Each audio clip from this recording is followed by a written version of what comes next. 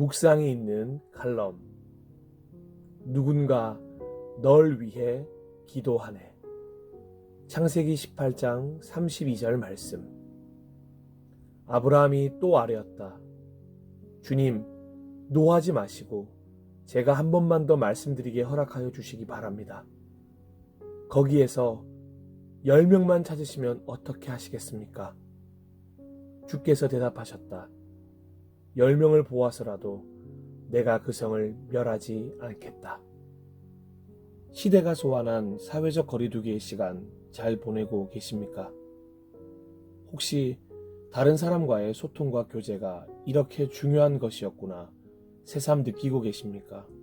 아니면 그냥 그 전의 일상과 별 다를 것이 없으십니까?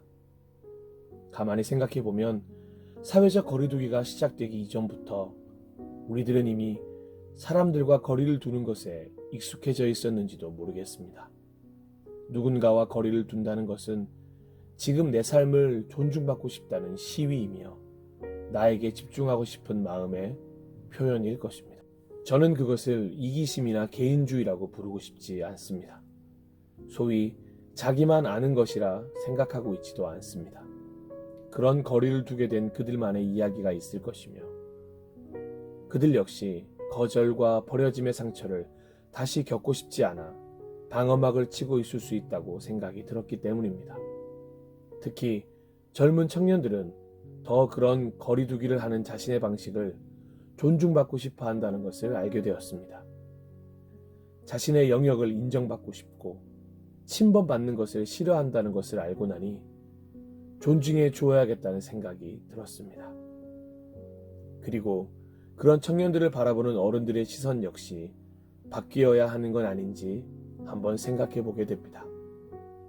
옳고 그름의 잣대만이 아닌 이해와 존중의 눈으로 청년들을 바라볼 때 세대 갈등이 조금씩 좁혀지는 것이 아닐까 생각이 듭니다. 그리고 어른들에게 나아가 한 가지 더 바라는 마음이 있습니다. 그것은 바로 청년들의 자리를 만들어 주어야 한다는 것입니다. 아브라함이 롯을 생각했던 그 마음으로 청년들을 비난하거나 판단하는 것이 아니라 기도해 주는 마음을 가지면 어떨지 생각해 봅니다. 지금 청년들에게 필요한 건 과도한 관심을 넘어선 침범이 아닙니다. 그들에겐 어른들의 따뜻한 기도가 필요합니다. 청년들이 기성세대로부터 가져야 하는 감정은 바로 자신의 중보자들이 되어 자신을 응원하는 존재가 있다는 기대감입니다. 그곳이 사회이든 교회이든 가정이든 어느 장소이든지 마찬가지입니다. 젊은 시절 누구나 그러했듯이 존중받음으로 성장하는 계기를 만들어 주어야 합니다. 누군가 널 위해 기도하네. 지치고 어려워진 현실을 오늘도 힘겹게 걷고 있는 모든 청년들에게 보내고 싶은 노래입니다. 누군가 널 비판하네. 누군가 널 쫓아오네. 누군가 널 비교하네. 누군가 널 싫어하네. 누군가 널 무시하네. 이런 단어들이 아니라 누군가 너를 위해 기도하네. 라는 단어가 인식되게 해주어야 합니다. 과도한 관심을 말로 표현하지 않고 기도로 하나님께 표현해야 합니다. 하나님이 실로 그들과 함께 하신다는 것을 기도를 통해 전해야 합니다.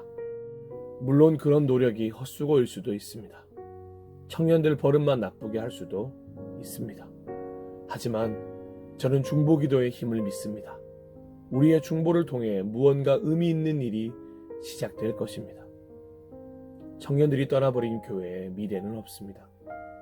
청년들이 더 이상 예수를 등지지 않도록 어른들의 적극적인 기도가 필요한 때입니다.